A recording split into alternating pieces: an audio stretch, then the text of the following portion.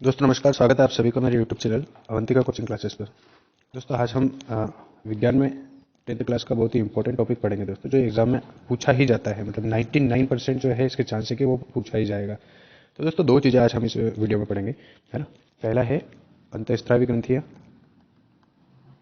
है ना, और इसमें पाए जाने वाले हार्मोन्स, ठीक है, और उनके कार्य भी, ठीक है। एक चीज़ तो ये, और दूसरा ये है हम पढ़ेंगे पादप हार्मोन, ठीक है दोस्तों। पादप हार्मोन्स हम पढ़ेंगे प्लस इसके कार्य भी पढ़ेंगे। ओके दोस्तों, बोर्ड में या तो अंतःस्रावी ग्रंथियाँ या फिर पादप हार्मोन से एक क्वेश्चन डेफिनेटली बनेगा, जो कि 4 नंबर में आपको मिलेगा। ओके दोस्तों, तो चलिए बिना देर के शुरू करते हैं हमारा आज का वीडियो। तो दोस्तों पहले हम बात कर लेते हैं कि अंतःस्रावी ग्रंथियाँ जो होती है ना, वो कहते किसको है। अंतःस्रावी ग्रंथियाँ किसको कहते हैं, ठीक है। तो देखिए मानव शरीर में, है ना, मानव के शरीर में क्या होता है, कुछ ग्रंथियाँ पाई जाती है जो मनुष्य के शरीर के अंदर रहते हुए अंदर से जो आवश्यक रसायन होते हैं जिन्हें हम हार्मोन कहते हैं, उनका स्त्रावण करती है। उन्हीं को हम क्या कहते हैं दोस्तों, अंतःस्रावी ग्रंथियाँ कहते हैं। ओके दोस्तों, शरीर की आंतरिक संरचना में स्थित होती है, ठीक है। और ऐसी ग्रंथियाँ जो केमिकल यानी शरीर के लिए आवश्यक जो रसायन होते हैं उनको हार्मोन कहा जाता है ना, और उनका स्त्रावण करने वाली जो ग्रंथियाँ होती हैं उन्हीं को अंतःस्रावी ग्रंथियाँ कहते हैं, ठीक है। जो अपने हार्मोन को सीधे काई में रक्त में प्रवाहित करती है ना, जो सीधे अपने हार्मोन को रक्त में प्रवाहित करती है, उन्हीं को हम क्या कहते हैं दोस्तों, अंतःस्रावी ग्रंथियाँ कहते हैं। आइए अब हम समझ लेते हैं इससे 4-5 अंतःस्रावी ग्रंथियों के नाम और उनके हार्मोन तथा उनके कार्य। तो दोस्तों पहली अंतःस्रावी ग्रंथि है जिसका हम नाम लिखेंगे पीयूष ग्रंथि, ठीक है दोस्तों। यहाँ से इंपॉर्टेंट ऑब्जेक्टिव बनता है कि किस ग्रंथि को मास्टर ग्रंथि कहा जाता है। ओके दोस्तों, तो पीयूष ग्रंथि जो होती है मास्टर ग्रंथि कहलाती है। मस्तिष्क में स्थित होती है दोस्तों, है ना, मस्तिष्क में स्थित होती है और ओनली मटर के दाने के आकार की होती है, मटर के दाने के आकार में होती है, ठीक है दोस्तों। इसे मास्टर ग्रंथि क्यों कहा जाता है, क्योंकि ये शरीर की अन्य सभी ग्रंथियों को, अन्य सभी जो भी ग्रंथियाँ होती है ना, उन पर नियंत्रण रखती है, ठीक है दोस्तों। इसलिए इसे हम क्या कहते हैं, मास्टर ग्रंथि कहते हैं। ओके, अब दोस्तों इससे कौन सा हार्मोन निकलता है ना, तो इससे अपन इंपॉर्टेंट हार्मोन लिखेंगे ग्रोथ हार्मोन, ग्रोथ हार्मोन, है ना, यानी जिसे हम हिंदी में कहेंगे वृद्धि हार्मोन, ठीक है दोस्तों। ये वृद्धि हार्मोन निकलता है, जैसा कि आप नाम से ही पता कर सकते हैं, है ना, नाम से पता चल गया होगा आपको कि इस हार्मोन का कार्य क्या रहता है। तो दोस्तों इस हार्मोन का कार्य क्या है, देखिए इसका कार्य है शरीर की वृद्धि करना, है ना, शरीर की वृद्धि करना, ये हमारे वृद्धि हार्मोन यानी ग्रोथ हार्मोन का कार्य होता है। ओके दोस्तों, आशा करता हूँ आपको यहाँ तक समझ में आया होगा। चलिए दोस्तों बढ़ते हैं दूसरी ग्रंथि की तरफ। दोस्तों इस वीडियो को जो आप देख रहे हैं इसे बिना स्किप किए देखें, ताकि मैं बहुत ही इन डिटेल में समझा रहा हूँ ये चीज़ें, और बहुत सारे ऑब्जेक्टिव आपके कवर हो जाएंगे। कम से कम 5 नंबर के आपके ऑब्जेक्टिव इसमें कवर हो जाएंगे। ओके दोस्तों, तो आशा करता हूँ ये वीडियो आपको पसंद आ रहा होगा। अगर वीडियो पसंद आता है तो लाइक और शेयर जरूर करें दोस्तों, और हमारे चैनल को जरूर सब्सक्राइब करें। चलिए बढ़ते हैं अगली ग्रंथि की तरफ। दोस्तों इसी क्रम में दूसरी हमारी ग्रंथि है थायराइड ग्रंथि। दोस्तों ये हमारे शरीर में गले में पाई जाती है। ओके दोस्तों, गले में पाई जाती है, और इससे कौन सा हार्मोन निकलता है दोस्तों, थायरॉक्सिन हार्मोन, थायरॉक्सिन हार्मोन निकलता है दोस्तों इससे, है ना।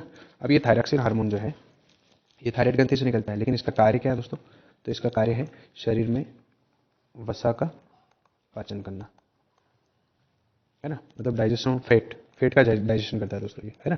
आपने सुना होगा कि अगर जिसका थायराइड बढ़ जाता है, कम हो जाता है, तो उनको हाइपर और हाइपोथायराइड होता है। दो तरह का होता है दोस्तों, एक में थायराइड कम हो जाता है, एक में थायराइड बढ़ जाता है। तो वसा का पाचन नहीं होता, वसा यानी चर्बी यानी फैट, है ना दोस्तों।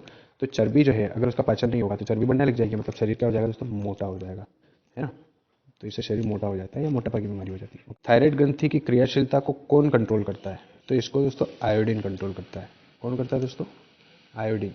आयोडीन जो है ये थायराइड की क्रियाशीलता को कंट्रोल करता है। और दोस्तों ये गलगंड रोग जो होता है, जिसको हम घेंगा रोग कहते हैं दोस्तों, घेंगा या गाइटर भी कहा जाता है, गाइटर, है ना, इसको इसका इसके लिए जिम्मेदार होता है, गाइटर बीमारी के लिए, है ना, यानी घेंगा रोग से। दोस्तों अगर आयोडीन की कमी हो जाती है तो हमें कौन सा रोग हो जाता है, घेंगा रोग हो जाता है, ये जरूर याद रखिएगा।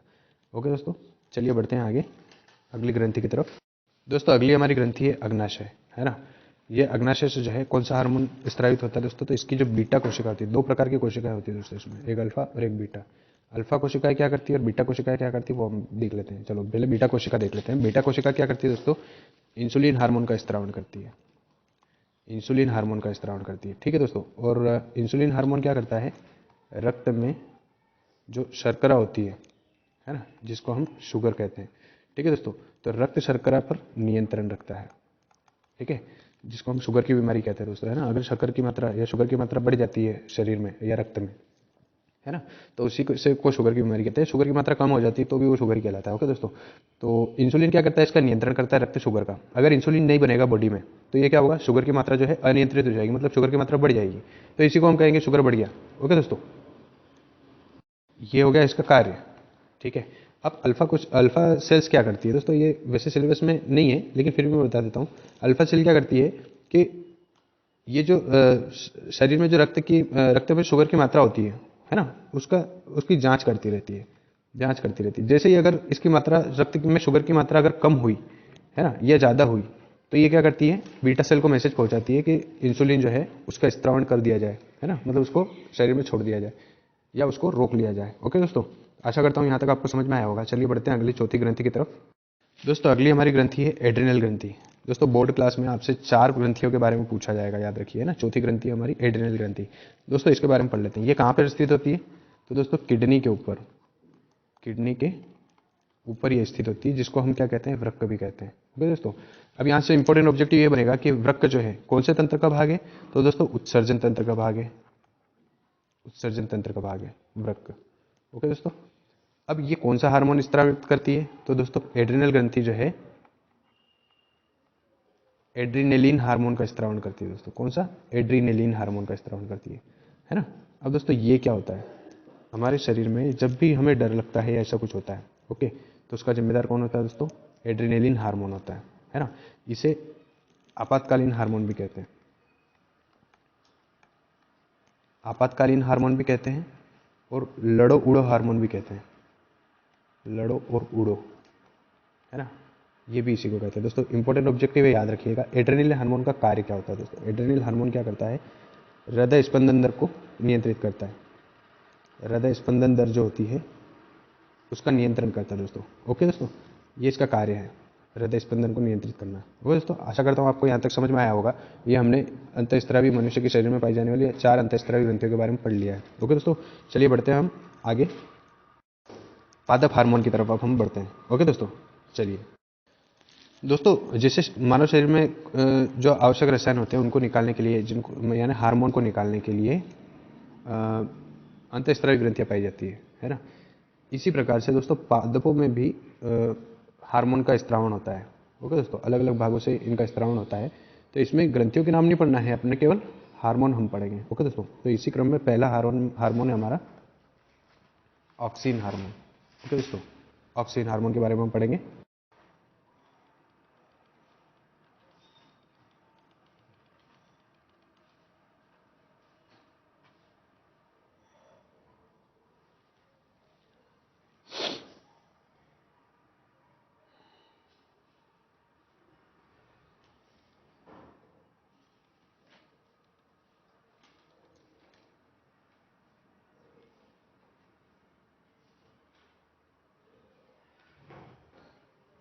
जिब्रेलिन,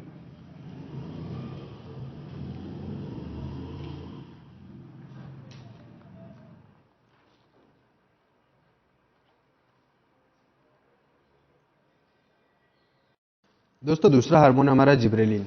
अब दोस्तों जिब्रेलिन का क्या कार्य होता है, याद रखिएगा। जिब्रेलिन जो है वो क्या करता है, पुष्प के खिलने में मदद करता है, पुष्प के खिलने में सहायक होता है। ओके दोस्तों, आशा करता हूँ ये 2 हार्मोन आपको समझ में आ गए होंगे। चलिए बढ़ते हैं हमारे तीसरे हार्मोन की तरफ दोस्तों। दोस्तों इसी क्रम में अगला हमारा हार्मोन है साइटोकाइनिन, है ना। तो दोस्तों साइटोकाइनिन क्या करता है, देखिए, ये कोशिकाएं जो होती है ना, अग्रस्त कोशिकाएं जो होती है पौधों की, कोशिका के विभाजन में सहायता करता है।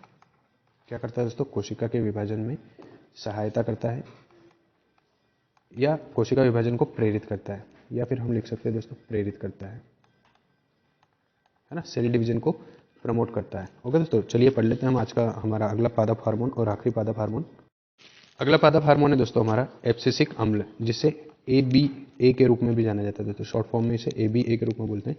तो दोस्तों ये क्या करता है, ये वृद्धि रोधक हार्मोन कहा जाता है दोस्तों। इसका काम क्या होता है, पौधों की वृद्धि को रोकना, है ना। तो वृद्धि रोधक हार्मोन है।